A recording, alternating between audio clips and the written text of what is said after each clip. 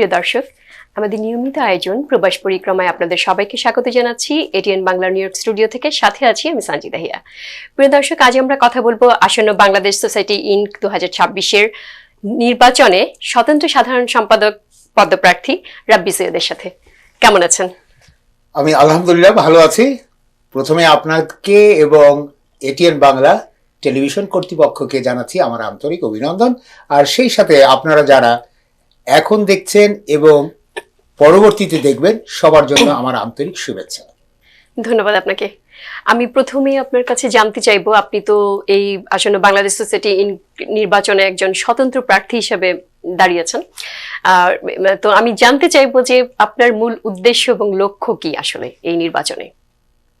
আমার নিজস্ব অবজারভেশন অনেকদিন ধরে বাংলাদেশ সোসাইটি নিয়ে, এবং সেই সাথে হচ্ছে আমাদের কমিউনিটির একটা বিষয় বাংলাদেশ সোসাইটি সম্পর্কে ধারণা জন্ম নিয়েছে যে সবারই প্রশ্ন, আসলে সোসাইটির কাজ কি, সোসাইটি আমার জন্য কি করবে, এবং ভবিষ্যতে সোসাইটির কর্ম পরিকল্পনা কি আমাদের কমিউনিটির জন্য। তো সেখান থেকে আমি যখন সোসাইটির ব্যাপারে জানার চেষ্টা করলাম, বোঝার চেষ্টা করলাম, দেখলাম সেখানে কিছু অনিয়ম রয়েছে। প্রথমত অনিয়মটা হচ্ছে একটা অনৈতিক পদ্ধতিতে এখানে মেম্বার করা হয় সোসাইটির জন্য, যে মেম্বারকে শুধু ব্যবহার করা হয় নির্বাচনের জন্য, এবং যার কারণে আমরা যোগ্য এবং ডেডিকেটেড যারা রয়েছেন তাদেরকে আমরা পাচ্ছি না যে এই সোসাইটির কার্যকরী পরিষদে, যার কারণে মেধাভিত্তিক কোনো পরিকল্পনা আমরা এতদিন পর্যন্ত পাইনি, এবং সে কারণে সোসাইটির কোনো ডেভেলপমেন্ট হয়নি, যেই ডেভেলপমেন্ট আমাদের কমিউনিটির উন্নতিকল্পে কাজ করতে পারে বা মানুষের চাওয়া পাওয়ার পূরণ করতে পারে। ওকে, আমি আরেকটু জানতে চাইবো যে প্রথমে আমি তো সম্প্রতি বাংলাদেশ সোসাইটি ইনক আসন্ন নির্বাচনকে কেন্দ্র করে আপনার একটি স্লোগান চোখে পড়েছে যে নিজ অর্থে ভোটার হব, পরিবর্তনে অংশ নেব। এটা আসলে এই যে আপনি বললেন যে নিজ অর্থে ভোটার হব, পরিবর্তনে অংশ নেব, তো ভোটার রেজিস্ট্রেশন তো ইতিমধ্যে শেষ হয়েছে। তো আমি জানতে চাইবো যে আপনি কি নিজ অর্থে ভোটার হয়েছেন কিনা? আমি হয়েছি, এবং কমিউনিটিতে আমি এই মেসেজটা দেওয়ার চেষ্টা করেছি যাতে সবাই তাদের নিজ অর্থে ভোটার হন এবং একটা পরিবর্তনে অংশ নেন, যে পরিবর্তন আমাদেরকে উদ্বুদ্ধ করবে আমরা নিজ অর্থে ভোটার হব এবং একটা দায়িত্বশীল এবং জবাবদিহিমূলক বাংলাদেশ সোসাইটি গঠন করব, এবং তাতে আমরা উপকৃত হব এই ক্ষেত্রে যে আমরা সেখান থেকে মেধা নিয়ে আসতে পারবো এবং ডেডিকেটেড পার্সনকে নিয়ে আসতে পারবো যারা সোসাইটির জন্য কাজ করবে, এবং তাতে আমাদের উপকারটা এটাই হবে যে সোসাইটি এতদিন পর্যন্ত যে স্থবির একটা অবস্থানে রয়েছে তার থেকে আমরা বেরিয়ে আসতে পারবো। কিন্তু এই যে আপনি বললেন যে সোসাইটির জন্য কাজ করবেন, ঠিক আছে, কিন্তু যারা এই যে নিজ অর্থে ভোটার হব, আমাকে যদি বলেন আমি নিজে অর্থ দিয়ে কেন ভোটার হব, আমার সোসাইটি আমাকে কি দিচ্ছে, তার কাছ থেকে আমি কি উপকার পাবো? আমার ইমিগ্রেশনে কোনো উপকার হবে না, আমার কোনো ইমার্জেন্সিতে সোসাইটি আমাকে কোনো হেল্প করতে পারছে না, তাহলে আমি কেন অর্থ দিয়ে সোসাইটির জন্য? বিষয় হচ্ছে এখানটাই আমরা যখন আমাদের নিজ অর্থে ভোটার হব না তখন কোনো জবাবদিহি তৈরি হয় না। জবাবদিহিটা হচ্ছে যে যারা নির্বাচিত হচ্ছেন তাদেরও কোনো জবাবদিহিতে থাকছে না যার ভোটারদের প্রতি বা মেম্বারদের প্রতি, আর আমি যে মেম্বার হলাম আমিও তাকে জিজ্ঞেস করতে পারছি না যে ভাই গত 2 বছর আপনি আমার জন্য কি করলেন। আর বিষয়টা হচ্ছে এই কারণেই, যেহেতু এখানে একটা প্যানেল ভিত্তিক একটা প্রসেস অলরেডি তৈরি হয়ে গেছে, তাতে দেখা যাচ্ছে যে যারাই এই টাকা পয়সা খরচ করে ভোটার তৈরি করছেন বা মেম্বার তৈরি করছেন, তারা প্যানেলের একটা দায়বদ্ধতা তৈরি হয়ে যায়। যখন একটা মানুষকে তার টাকা আমার টাকা দিয়ে আমি কাউকে ভোটার তৈরি করলাম, তখন একটা নৈতিকভাবে একটা দায়বদ্ধতা তৈরি হয় যে আমি এখানকাই এদেরকেই ভোটটা দেব। সেই ক্ষেত্রে ওই প্যানেলে থাকার কারণে দেখা যাচ্ছে অনেকেরই অনেক কাজ করার সক্ষমতা নেই, তারাও চলে আসতেছেন, এবং যে কারণে আমরা দেখতে পাচ্ছি যে আমাদের সেই রকম আমরা আউটপুট পাচ্ছি না। আমি আরেকটু জানতে চাইবো আপনার কাছে, এই যে আপনি নিজ অর্থে আপনি নিজে ভোটার হলেন, কিন্তু অনেকেই আছে যে, আমরা তো এটা জানি মানে বিগত আগের সার্ভে থেকে আমরা বলতে পারি যে ভোট যার ভোট যত বেশি সে কিন্তু জয়ী হয়, রাইট? Exactly. তো আপনি এই যে স্বতন্ত্র থেকে নিজে একা এটা দাঁড়িয়েছেন মানে প্রার্থী হিসেবে, তো আপনি কতজন ভোটার করতে পেরেছেন? সত্যিকার অর্থে প্রথম থেকেই আমার বিষয়টা ছিল মাথায় যে যারা এখানে নিবন্ধন করবেন, মেম্বার হবেন, তারা সবাই আমার ভোটার, এবং আমার কাজটা হচ্ছে তাদেরকে মেসেজ দেওয়া, তাদেরকে বলা যে আসুন আমরা আমরা আমাদের সিদ্ধান্তে আমরা ভোটটা দেব, আমার ভোট আমি দেব, এবং যোগ্য ব্যক্তিকে, প্রার্থীকে আমরা নির্বাচিত করব যারা এই সোসাইটির জন্য কাজ করবেন। আচ্ছা, তো আপনি যদি স্বতন্ত্র থেকে নির্বাচিত হন, সেক্ষেত্রে আমাদের সোসাইটির জন্য বা আমাদের কমিউনিটির জন্য আসলে কি কি কাজ করবেন একটু যদি জানতে চাই। প্রথমত আমি যে কাজটা করব, যেহেতু সোসাইটি অনেকদিনই একটা ভঙ্গুর ব্যবস্থাপনায় পরিচালিত সংগঠন, আমি এটাকে রিফর্ম করব, এবং একটা বিষয়কে আমি খেয়াল দেব যে আমাদের এখানে বর্তমানে 21টা পদ তৈরি করা হয়েছে। এই 21টা পদে 21 জন পদপ্রার্থী রান করবেন, এবং তারা যে কোনো প্যানেলেই বা যে কোনো যেভাবে স্বতন্ত্র প্রার্থী যারা আছেন তারাও নির্বাচিত হতে পারেন। সেই ক্ষেত্রে আমি এখানে যে আমাদের প্রায় 1200 সাম আমাদের লাইফ মেম্বার আছে, আই থিংক সার্ভে থেকে মানে জেনেছি যেটা 1026 মানে 1026 জন লাইফ মেম্বার, হ্যাঁ সরি 1026 জন যে লাইফ মেম্বার আছে, তাদের থেকে আমি আমাদের 5টা বড় আছে, এবং এই 21 জনের মাধ্যমে তাদেরকে প্রধান করে প্রতি পদের মানে প্রত্যেকটা মানে যে সম্পাদকীয় পদ আছে সেখানের জন্য আমি এক একটা করে একটা কমিটি গঠন করব, এবং তাদের কাছ থেকে জেনে নেব আসলে আমাদের কোন কাজগুলি করা উচিত এবং কোনটাকে প্রায়োরিটাইজ করা উচিত, এবং সেভাবে আমি প্রথমত আগাবো। আরেকটা বিষয় হচ্ছে, আমি নির্বাচিত যখন আমি হলে পরে আমি একটা এখানে সোসাইটির জন্য হটলাইনের ব্যবস্থা করব, যেটা হেল্প ডেস্ক। এই হেল্প ডেস্ক হবে আপনার সোসাইটির কাছে আমরা কি চাই তা জানতে চাবো, আমরা বলবো যে আমরা এই চাই, এবং সোসাইটিও সেখান থেকে সেই সার্ভিসগুলো তারা দেওয়ার চেষ্টা করবে, এবং তাতে আমরা উপকৃত হব এই ক্ষেত্রে যে আমরা আসলেই জানতে পারবো যে কোন কোন কাজগুলি আমাদের প্রথমত করা উচিত, এবং সেইভাবে আমাদের ক্রাইটেরিয়া তৈরি করব।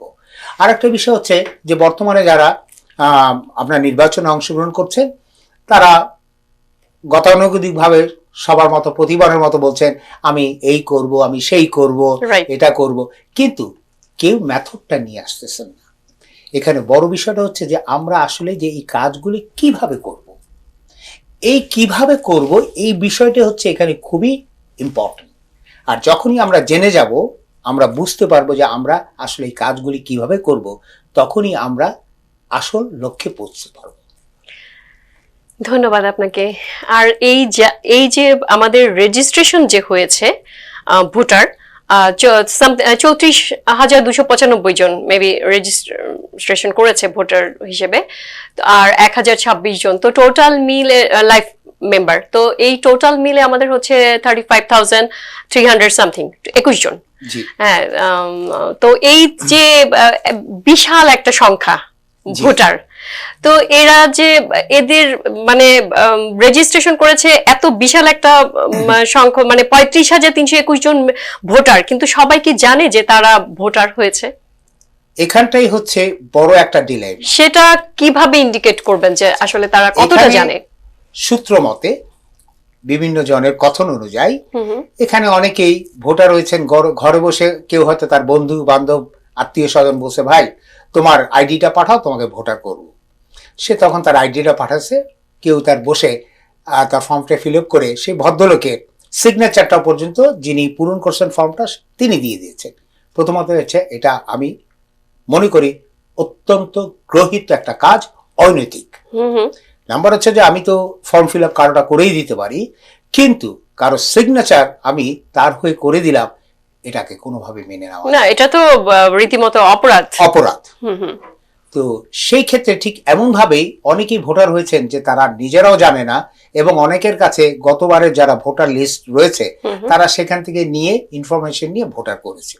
তার কারণেই আমি বলতে চাচ্ছি যে আপনারা এখানে যে 35,000 নিবন্ধিত মানুষ যারা রয়েছেন, এবার মেম্বার হয়েছেন এবং প্রসপেক্টিভ ভোটার, সবাই কিন্তু আপনারা আমার ভোটার। আমার কথাগুলো নিয়ে একটু চিন্তা করবেন যে আমি কথাগুলো যা বলছি সেটা সঠিক কিনা, এবং এই আমরা যদি এই অনৈতিক অবস্থা ক্রমবর্ধমানভাবে চলতে দিতে থাকি তাহলে আমরা বড় ক্ষতিগ্রস্ত হব, যে ক্ষতিটা আজকে আমরা বুঝতে পারছি না, কিন্তু আগামী একদিনে কিছুদিন পরেই আমরা নেতৃত্বহীন হয়ে পড়ব, আমাদের কমিউনিটি হারাবে নেতৃত্ব। তার কারণ এখানে কিছু মেকানিজম করা আছে। প্রথমত হচ্ছে আমরা ইয়াং জেনারেশনকে আইডেন্টিফাই করতে পারছি না, তাদেরকে স্পেস তৈরি করে দিতে পারছি না। আমরা ইলেকশন প্রসেসের জন্য যে নমিনেশন ফি যারা অংশগ্রহণ করবেন তাদের জন্য আমরা একটা বড় অঙ্কের নমিনেশন ফি ধার্য করেছি। তাতে সাধারণ যে মানুষ রয়েছেন যারা ডেডিকেটেড, যারা সমাজসেবা করতে চান, এবং এখানে যারা স্টুডেন্ট রয়েছে যারা পড়াশোনা করে, ইয়াং জেনারেশন, তারা নিরুৎসাহিত হচ্ছে এই প্রসেসে আসতে। তাতে কি হচ্ছে, আমরা শুধুমাত্র টাকাওয়ালা যে মানুষটা আছে তাকেই সুযোগ করে দিচ্ছি এই প্রসেসে আসার জন্য। আর যে কথাটা আগেই আমরা আলোচনা করেছি যে ভোটারের আমরা কি করছি, তাদের ভোটার মেম্বারশিপ ফিটা দিয়ে দিচ্ছি। অতএব ফ্রম দ্য বিগিনিং এখানে একটা টাকার খেলা চলছে। এই যে টাকার খেলা চলছে, সেখানে আসলে সাধারণ মানুষ যারা হয়তো ভোটার, এই যে 35,321 জন ভোটার, এখানে তো আসলে ওই যে আপনি যেটা বললেন যে অনেকে তাদের সার্ভে থেকে তাদের নাম নিয়ে ভোটার করে দেওয়া হচ্ছে, তারা যে আমি হয়তো জানিই না যে আমি ভোটার, রাইট? তো এটা তো অবশ্যই অপরাধ, কিন্তু এটা থেকে আসলে বেরিয়ে আসাটা মানে কিভাবে আপনি এটাকে ইয়ে করবেন যে এই জায়গাটা থেকে? এই জন্য হচ্ছে যে সোসাইটির জনসংযোগ বাড়াতে হবে। তো আমি এখানে একটু আসতে চাই যে আপনি সোসাইটির জন্য আসলে সোসাইটিকে জনবান্ধব করার জন্য কি কি কাজ করবেন? প্রথমত হচ্ছে একটা দুঃখজনক ঘটনা, আমাদের 50 বছর পূর্তি আমরা পালন করলাম। আমরা 5 জন স্টুডেন্টকে আমাদের বিভিন্ন ক্ষেত্রে, একাডেমিক ক্ষেত্রে আপনার আমাদের অনেক অ্যাচিভমেন্ট আছে, এই ছাত্রছাত্রীগুলোকে আমরা রিকগনাইজ করতে পারিনি। আমরা যদি এদেরকে রিকগনাইজ করতাম 50 বছর ধরে, আজকে আমাদের একটা এই যে ইয়াং জেনারেশন, এখানে আমাদের একটা শক্তি অলরেডি তৈরি হয়ে যেত। আমাদের একটা গ্রুপ অফ পিপল আমরা পেয়ে যেতাম যে তারা মনে করতো না আমার এই প্রতিষ্ঠান আমাকে রিকগনাইজ করছে। আমরা সেখানে ব্যর্থ হয়েছি। একটা ব্যাকবোন তৈরি হতো। হ্যাঁ, একটা বন্ডিং তৈরি হতো যে আমি আমার দেশের একটা সংগঠন থেকে, সবচেয়ে বড় বৃহৎ সংগঠন থেকে আমি রিকগনাইজেশন পেয়েছি, আমি সম্মানিত হয়েছি, অতএব আমাকে এখানে কিছু দিতে হবে। তো সেই ব্যাপারটা আমি তৈরি করব, একটা স্কলারশিপ প্রোগ্রাম তৈরি করব।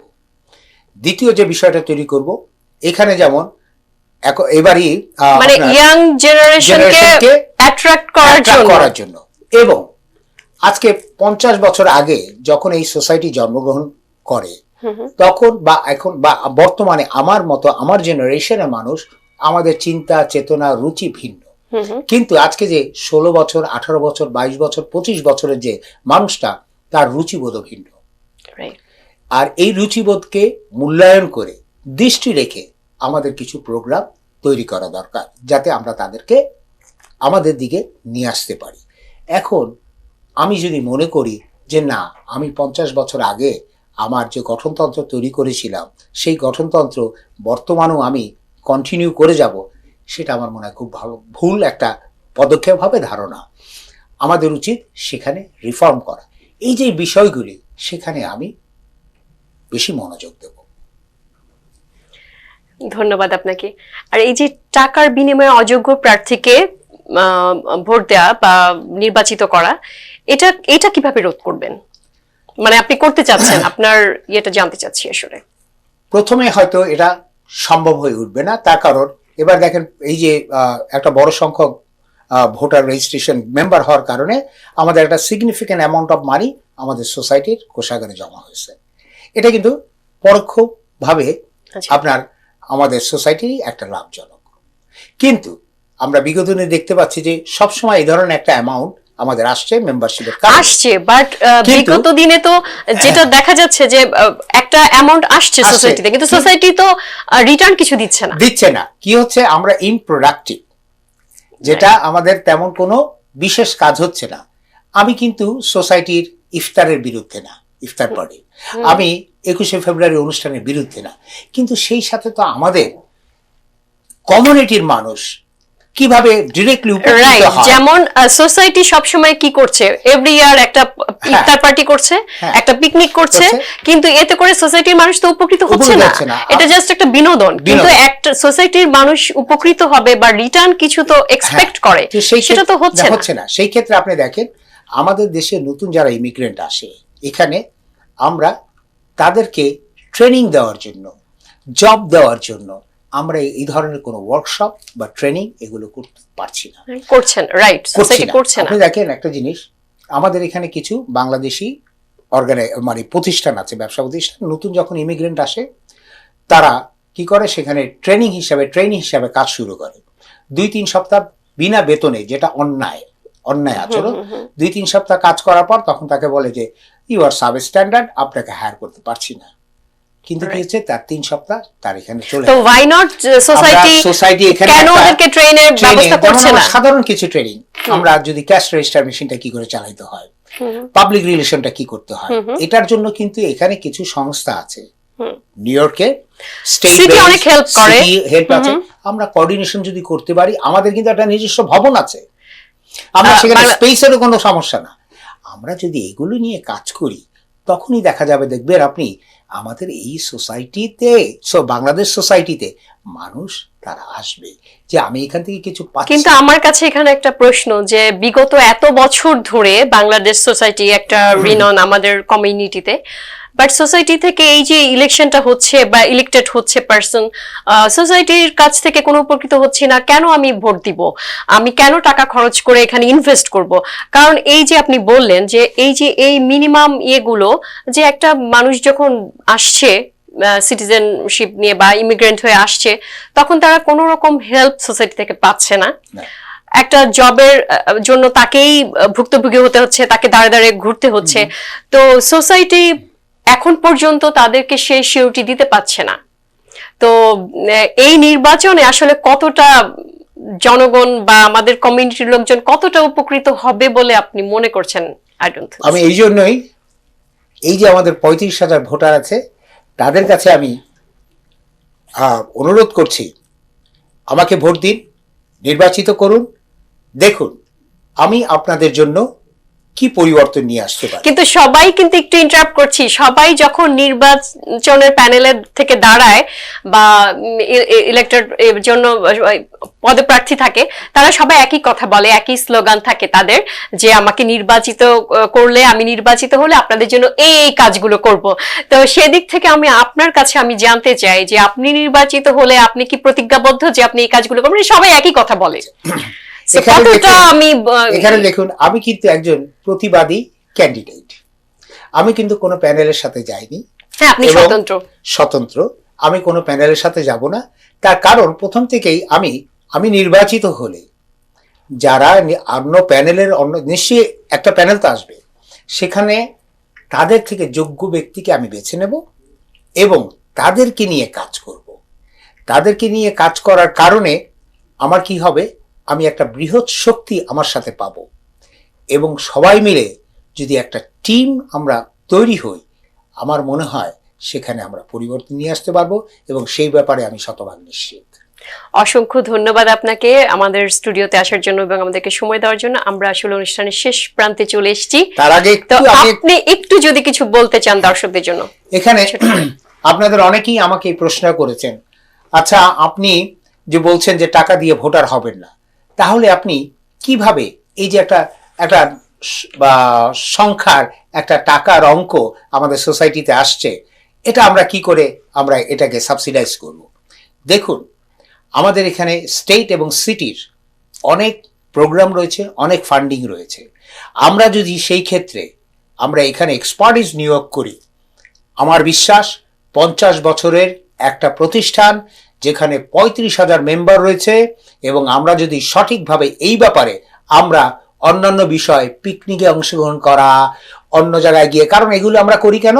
যাতে আমরা ভোটার সময় গিয়ে এই প্রতিষ্ঠানগুলোকে আমরা ব্যবহার করতে পারি আমার ভোট ব্যাংক তৈরির জন্য। সেগুলো না করে আমরা যদি কনসেন্ট্রেট করি, আমি বিশ্বাস করি পরবর্তী ইলেকশনের ডেট আসার আগেই আমরা সুফল নিয়ে আসতে পারবো, এবং আমি সেখানে শতভাগ নিশ্চিত। আর এ কারণে আবারও আপনাদের কাছে আমি অনুরোধ করছি, আসুন সবাই মিলে পরিবর্তন করি। আমরা নিজের ভোট নিজে দেব, যোগ্য ব্যক্তিকে বেছে নেব, আর সেটাই হবে আমার মনে হয় আগামী দিনের নতুন অধ্যায়ের সূচনা। ভালো থাকবেন, সুস্থ থাকবেন। আবারও ধন্যবাদ আপনাকে। প্রিয় দর্শক, আজ আমরা অনুষ্ঠান এখানেই সমাপ্ত করছি। আবারও দেখা হবে নতুন কোনো এপিসোডে। সে অবধি আপনারা ভালো থাকুন, সুস্থ থাকুন।